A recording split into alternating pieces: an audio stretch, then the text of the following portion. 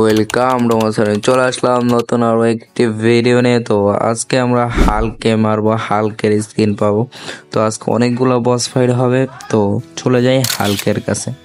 তো আজকে হালকের সাথে ফাইট হবে অনেক কঠিন লেভেলের, দেখা যাক হালকে আমি মারতে পারি নাকি। তো হালকে মারলে আমরা তার স্কিন পেয়ে যাব, তারপরে যাব গড অফ ওয়ারে। তো গড অফ ওয়ার দিয়ে আমাদের 5 নম্বর এপিসোডে আসবে, আজকে 4th নম্বর এপিসোড। তো যারা যারা অবশ্যই সিরিজটি দেখতেছো লাইক কমেন্ট সাবস্ক্রাইব করে পাশে থাকবে। তো চলো যাই, কথা বেশি না বলে হালকের কাছে।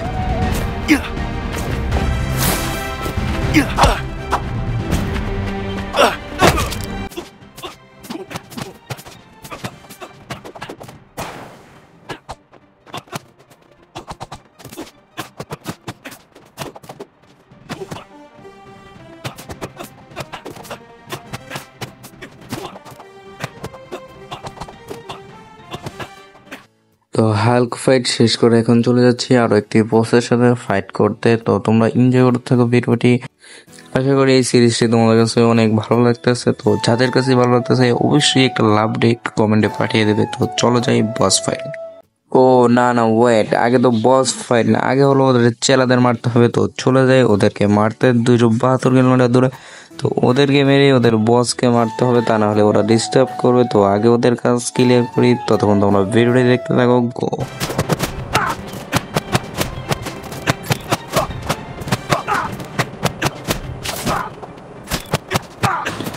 হায়, যেহেতু লেডি বসের জন্য একটি শায়রি হয়ে যায়। हम तुम्हारा मुंह देखकर नहीं दिल देखकर प्यार करता हूँ। सपने तो हर कोई देखते हैं लेकिन हमारा सपने पर सिर्फ तुम ही हो। दुनिया को तो सब लोग ही देख सकते हैं लेकिन हम दुनिया पर सिर्फ तुम ही देखते हो। তো কিছুই বুঝতাম পারতেছি না।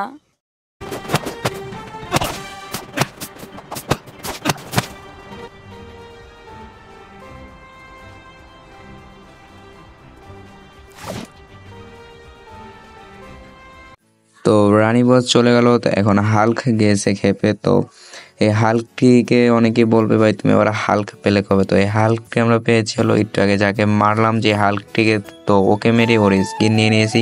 তো এখন যাব হলো গিয়া নতুন একটি বসের সাথে আয়রন ম্যান হয়ে। তো আমি এখন আয়রন ম্যান হয়ে গেছি। তো আয়রন ম্যানের যে স্পিড আর কি করবো ভাই, স্পাইডার ম্যানের স্পিড অনেক ভালো, কিন্তু আয়রন ম্যান দিয়ে উড়ে উড়ে যেতে পারি অনেক তাড়াতাড়ি। তো নেক্সট বসের কাছে চলে আসছি। তো তোমরা ভিডিওটা ততক্ষণ এনজয় করো।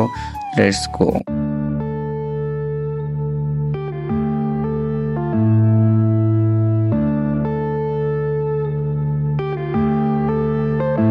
Yeah.